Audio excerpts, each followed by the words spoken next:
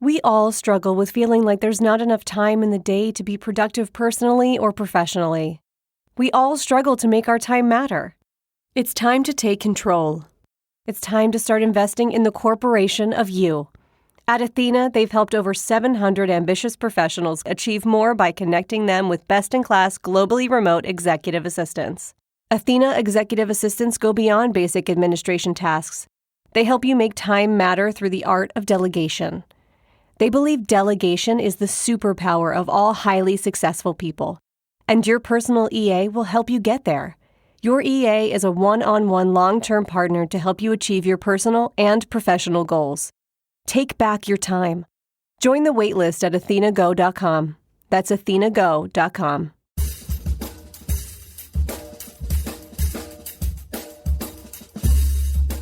I mean, no one plans to get sick, and yet, here we are. My name is Matthew Zachary. I survived cancer, a stroke, and COVID-19, and somehow I'm still here. I also survived our stupid broken healthcare system, and I want to help you survive it too. So let's go make healthcare suck less together. Because you know what?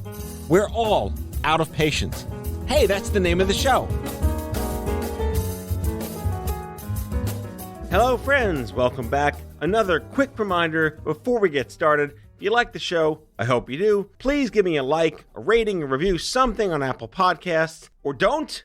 Either way, thanks for listening. On the show today, my guest is Scott Slater. I love these throwback episodes. I hope you do too. He's a longtime friend, former colleague at Stupid Cancer, one of the earliest activists who helped build the original young adult cancer movement back in the early to mid 2000s. Scott's a testicular cancer survivor, but that's just one of his many titles. He's a software engineer, an app developer, the founder and punk-in-chief at Codepunk, which is an epic software development company. He's an accomplished musician, which is how we originally met, and now we can add composer of musicals to his long list of creds. As the aging GenX'ers that we both are, Scott and I wax poetic about woke culture in healthcare, his new musical Fable, and how the hell we're still here after a combined 35 years of survivorship. Plus, Scott correctly identifies the idiot's bias known as the Dunn Krueger Effect. Alex Trebek is surely beaming from on high. Enjoy the show. I'm talking to Scott Slater, one of the oldest BFFs from the Paleolithic, Mesozoic. Like, let's pick an era. Oldest isn't just a term. It's chronological, metaphorical, epidemiological, biological, metaphysical, all the things. All the things. You look great. Thank you. You still get that? But you look great. Right. I haven't quite hit the age yet where when you tell people your age, they start applauding. I haven't made it to that yet. But like when Clooney got his miles up in the air. Yes. Yeah. I hit 50. That was weird. You know, normally under other circumstances, if we weren't us, like, that's fucking old. Meanwhile, I can't wait to be 50 because I'll be alive. Yeah. Right? What a perspective. Every new year gets you like higher up on the honey badger scale. That's what makes getting older fun. Which is our version of no fucks to give. Yeah, exactly. Yes. I would have really loved turning 50 if it wasn't also my second COVID birthday. So it's just kind of like, oh. That's right. Well, that was fun. And yet we're still here. We're still here. And I haven't seen you in a while now because obviously everything got all screwed up there for like a year and a half. I mean, it's nice to see you, but it's actually nice to see you. Right. In an actual like in-person room. Not on a monitor somewhere with terrible voice over IP technology. Right. Listeners, Scott's also a tech geek like me. Right. Well, people like you and I have like bins of wires. Yeah. You know, and you look and you're like, do I need any of these anymore? That's it. You know you've made it when you have bins of wires. Yeah. I'm like, what if I need this? And I don't even know what it is anymore. Right. I'm like, this is an ADB port from a Mac in 1992. Yeah. Or that video one with the red, the white, and the yellow. Like, when's the last time anyone needed one of those? Oh, the RGYs? Yeah. Like, what those are. One thing actually that came in handy when I left Stupid Cancer was I left all the cables there. Oh, good. So it's someone else's problem. Right. But people that aren't us see a bin like that and they're like, yeah, get rid of that. Yeah, and it just just get rid goes of it. right out to the curb. So when my wife and I started dating, we moved into a house. And then we moved into a 2-bedroom apartment. Then we moved into a railroad apartment. So we've only gotten less and less shit because of real estate. So I should be an anti-hoarder, but I'm not when it comes to wires. Well, yeah. I've lived in the same place for 12 years now. Remember when you moved there? Yeah. Top of the wick. Yeah. And I'm still there. And moving is such a great way to get rid of stuff. Oh my God. But yes. I haven't moved in 12 years now, and it's not easy. Well, that's like the George Carlin shit versus stuff bit where my shit is stuff and your stuff is shit. But you get more things to buy more stuff. Yeah. Yeah. I kind of think my stuff is shit too, though. Right? I just, Some of my stuff is shit. The wires, the box of cables are shit. Right. My God. I think I still have an iPod with the like wheel that actually moved. I have an iPod, the original one that was a USB stick. Yeah, and you couldn't like pick the song. You just like hit play. You had to hit play, just, like there was nothing to do but plug it in and that was it. Yeah. It kind of looked like those Apple remotes did for a while. Yes, it did. I just got a brand new Mac Mini because I use one as like a glorified TV box. Right. So it's like hooked up to my TV, and that's all I use it. By the way, this is life after cancer. If you can become regular, normal people that complain about having boxes of cables, you kind of know you're still around. Right. Is that being a regular, normal person, though? Well, I'm going to do air quotes on the radio. Regular, normal person. Air quote warning. I'm in total retro throwback mode. We're fucking geezers at this point. Right. I still get asked questions. What was it like before the internet? Like, no, stop. Yeah. But I think for perspective, this notion of life before the internet as a general abstract, let alone when you're sick, we have that experience. Yeah, totally. Like, I have to put this in perspective. I can't remember if when I was sick, if I had a flip phone or a smartphone. StarTech.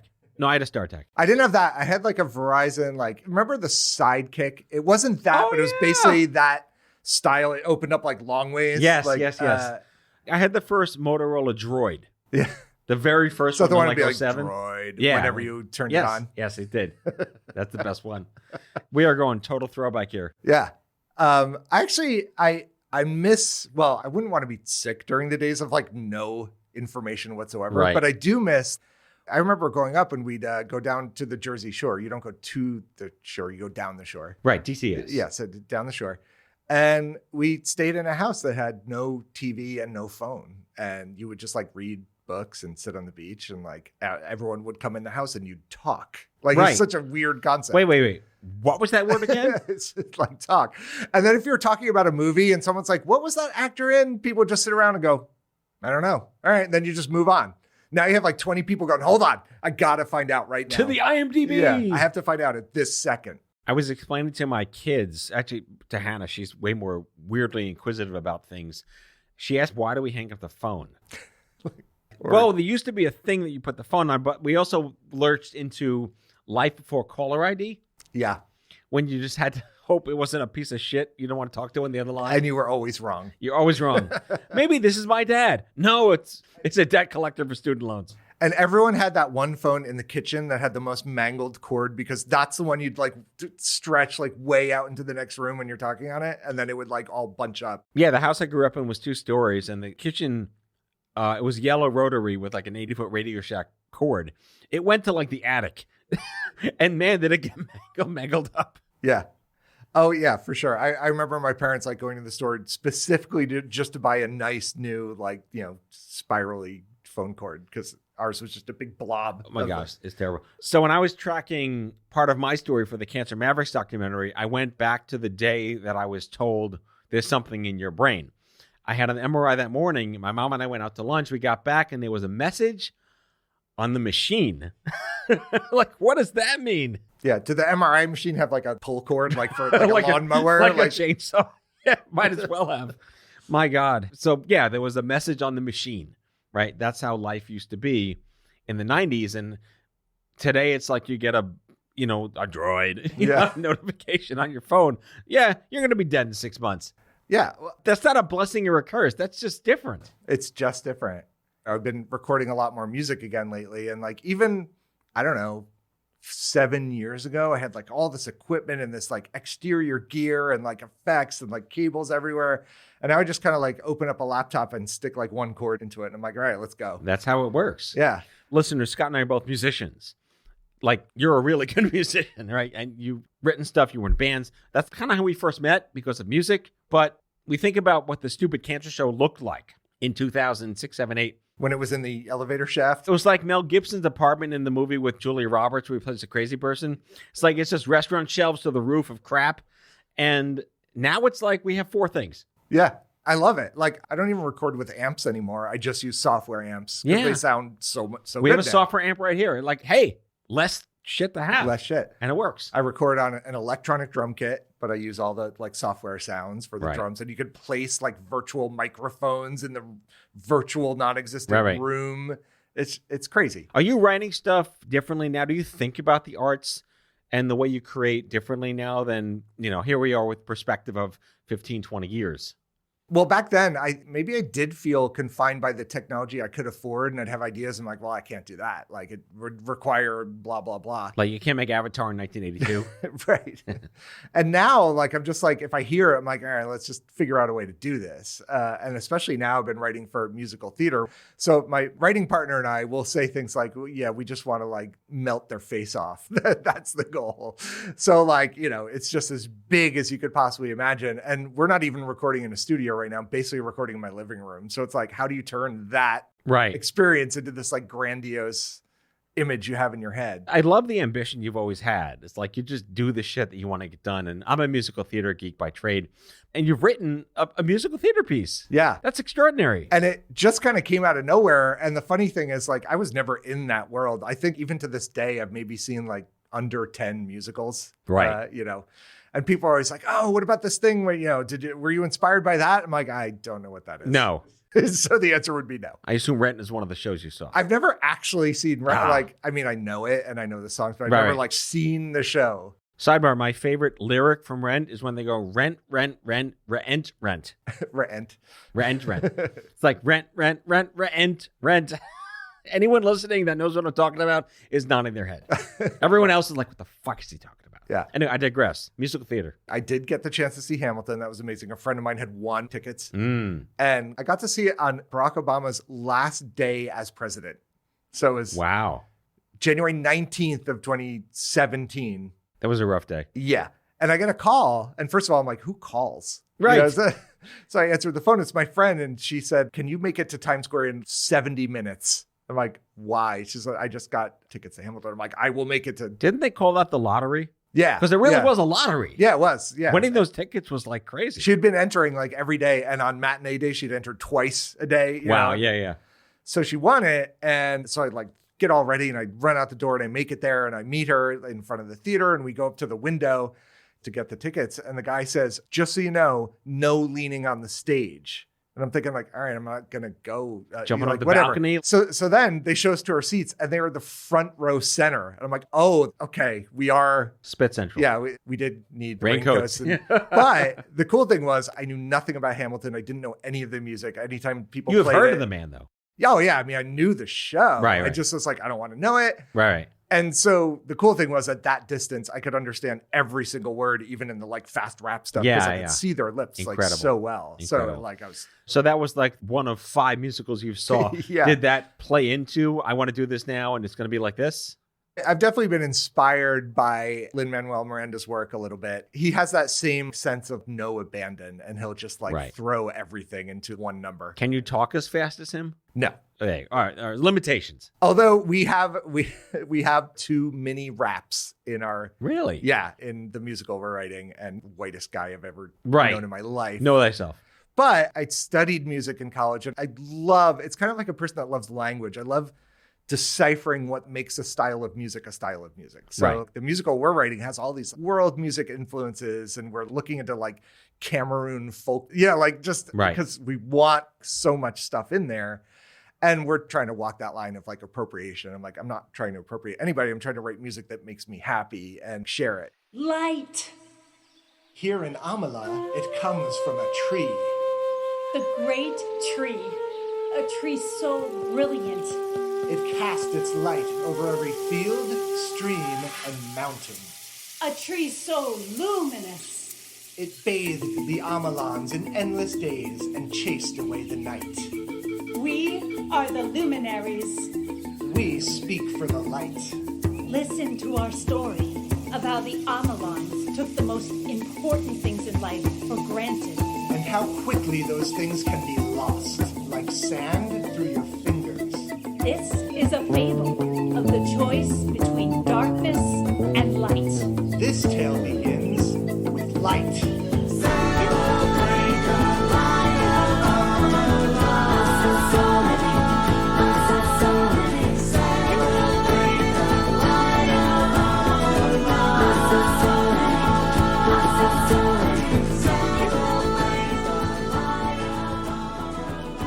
We'll be right back after this.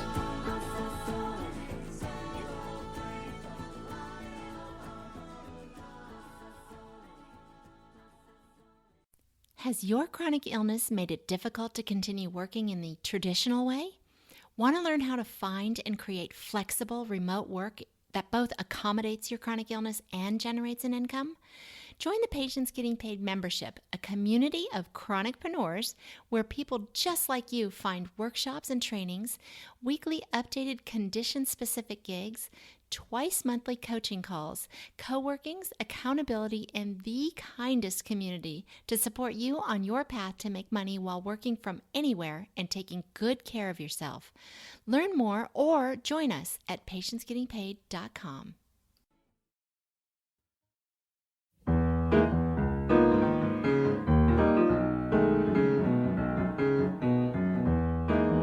All right, I'm channeling my inner Gen Xer now. I really want to have an absolute empathy and tolerance for the way we think about culture and society these days. We clearly have evolved. I understand this idea of cancel culture. I hate it being a euphemism. There's nothing else that explains it. Right. And I understand sensitivities, but can I just vent? If you're channeling your inner Gen X, doesn't that mean I'm supposed to ignore you now? Yeah, I know. I like. Can I kinda. not offend you? Can you be offended by not being offended by you? I'll try my best. No, I mean, I believe my audience are largely Gen Xers. And can we even say the word woke? No, now we're getting chuggy, which is... Is that like fleek? Well, so I have a confession, which is during COVID, I signed up for TikTok. Oh, dear. And I did it mostly because of the musical. I wanted the musical to have an account. I thought that'd be cool. Yeah, that's fair. And their algorithm was pretty solid because within days, all the things that would pop up were musical theater things. Yeah. But then I would also like see political stuff and I would want to like it. But I'm like, I don't want to like it as my musical theater account. So I made my own cultural bias. I made my own account then. Yeah. And then I could like all the really hardcore political stuff too. The generation wars on there are hilarious. Did they ask you for your birthday? Yeah. And did they not allow you there if you're over 45? Well, people keep like using this sound to make new videos, and it goes something like, okay, this video is for the older people on TikTok, dear God. born after 1996. Oh, God. Oh, my God. Help me. So, yeah. But there are Gen Xers and boomers on there whose sole mission is to ruin the lives of the Gen Zers and the Gen Alpha, now that that's a reality. Gen A, is that like my kids? They were 11? Yeah, Gen Alphas. Kind of like hurricanes. We get too many letters and then we have to like start naming them No, Greek. but in the theaters, they go to AA, don't they? They do. Shouldn't be Generation Double Alpha? Yeah, well, if we have Hurricane Zeke, the next one is Hurricane Alpha because they're like, we give up. Yeah, I guess so. Too many. Or Aaron, AA. Yeah. There's no BB, though. No, BB King. Hurricane BB King. CeCe Winan.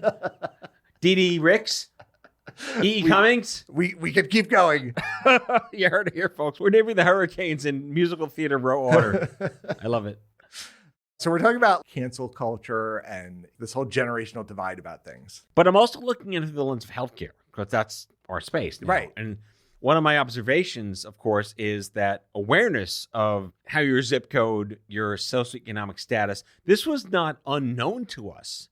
But now it's so much more prevalent because cancer isn't about your body part. It's about your genes. Yeah. It's about your DNA. And if you can get tests today, they can help you not get cancer instead of going in and having the fucking Chernobyl shit, right? You can avoid Chernobyl shit if there's like simple stick tests and swab tests and spit tests. There's a shit on a stick test that prevents colon cancer. What a great idea. Right? Except that they all have a cute computer animated character. Nobody needs that. It's like, what's the Mucinex guy for the shit on the stick test?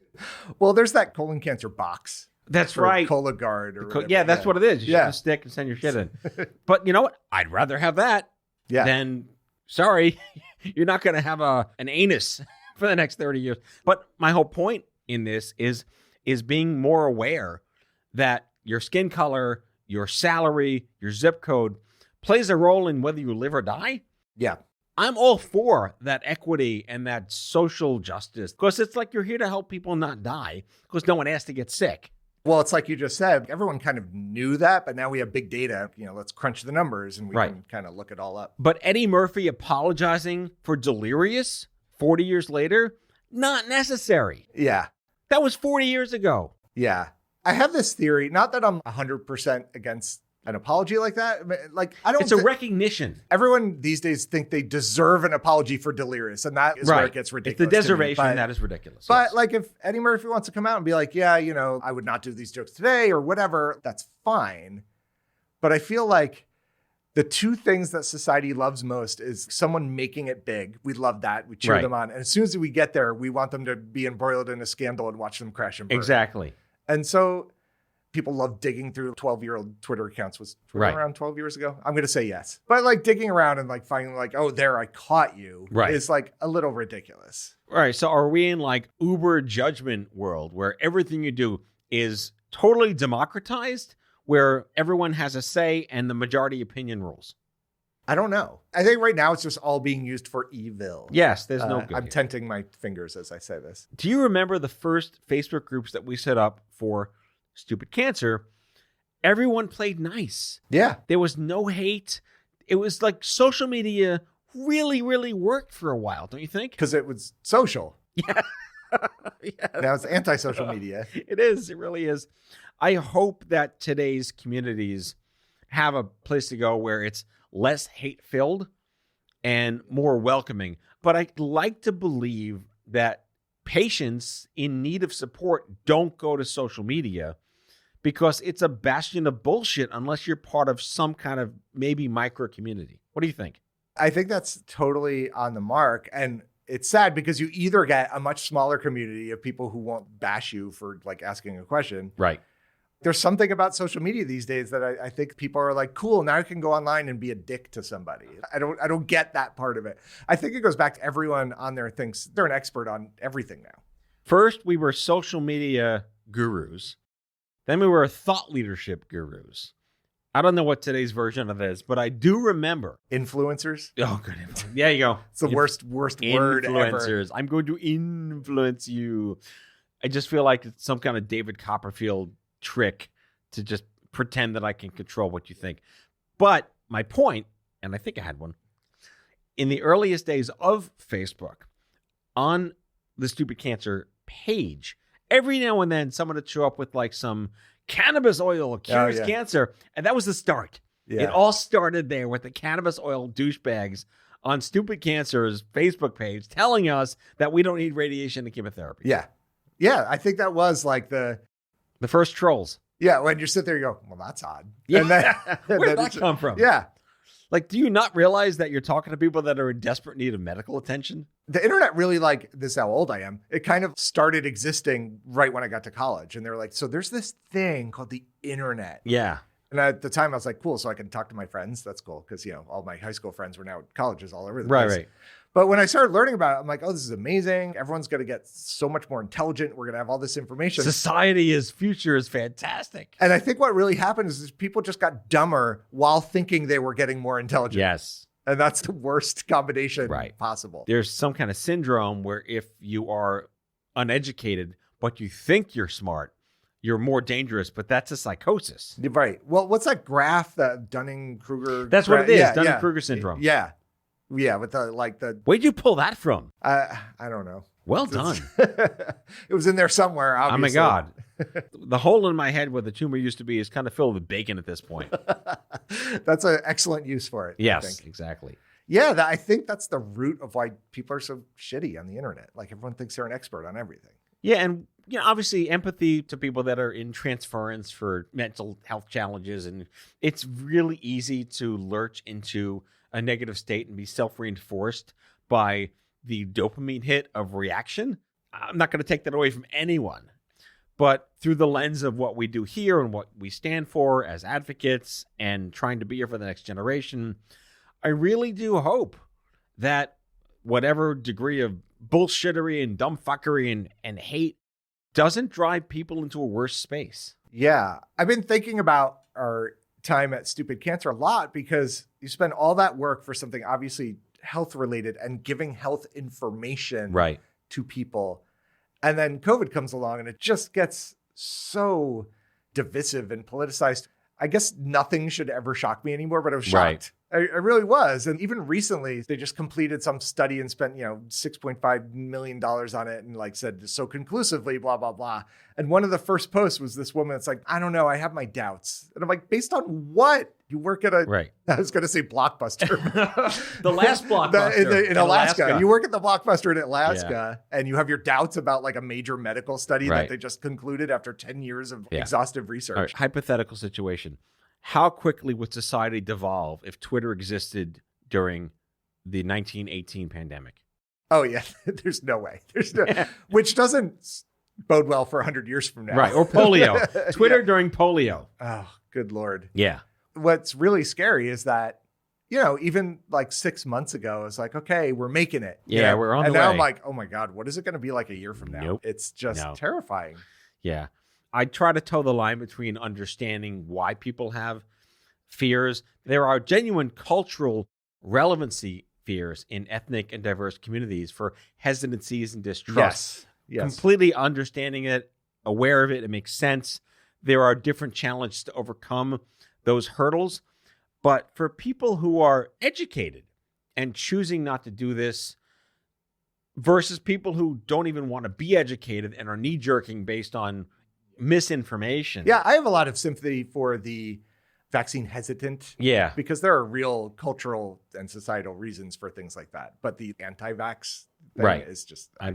If you're smart enough to be against the science, then you don't understand what science is. True.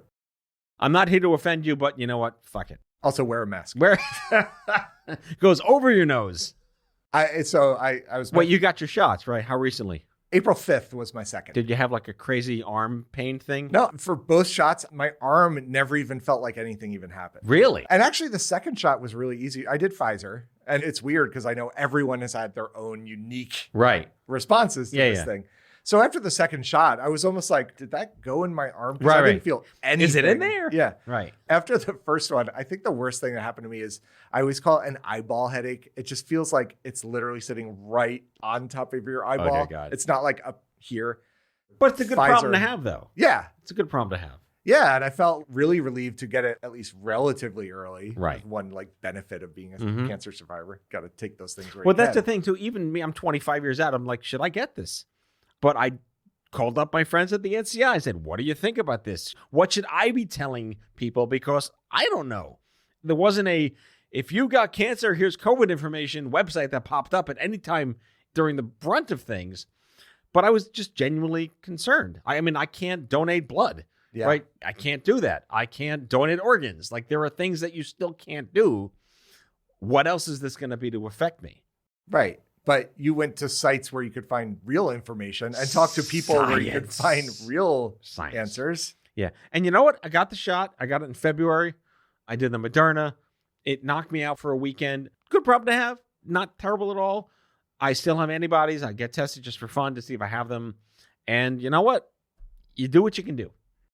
So, Scott, with our wizened experience and our weathering skin all these years later, as we're not quite the godfathers of survivorship, but maybe we're like the younger boomer grandparents of cancer survivorship.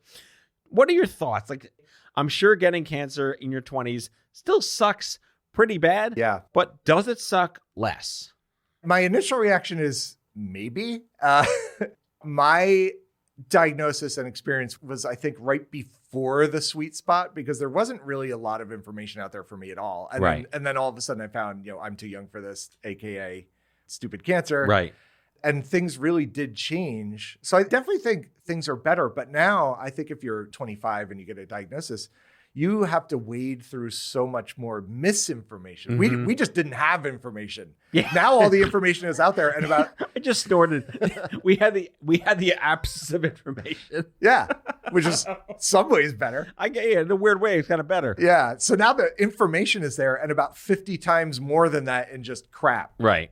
Because who doesn't suspect a health thing or whatever and go immediately to Dr. Google and then freak themselves out because everything says you're going to die. The trusted source is the issue these days versus having no source Right. 20 years ago. Right, exactly. Well, on that note, I want to give a plug to Fable. Where can people learn more about it? So sadly, we don't even have an actual website yet, but there is a TikTok account at Fable Musical. I believe it's the same on Instagram. There's a Facebook presence. So We'll put it in the show notes. Yeah, perfect. All right. Scott, I love you, my friend. Thank you so much. Love you too. Good to do this. Good to see you. That's all for today, folks. If you like today's show, be sure to subscribe, leave a review, follow us on social, and tell all your friends to listen. Out of Patience with Matthew Zachary is a product of OffScrip Media. Our executive producer is Matthew Zachary. Our senior producers are Brianna Seeley, Jen Oranger, and Andrew McDowell. It is mixed and edited by Brianna Seeley. Our theme music is by the Mike Van Allen Quintet and by Mara. For advertising and media inquiries, email media@offscrip.com. Hit us up at contact@offscrip.com to share comments, feedback, and make recommendations. For more information, visit offscrip.com.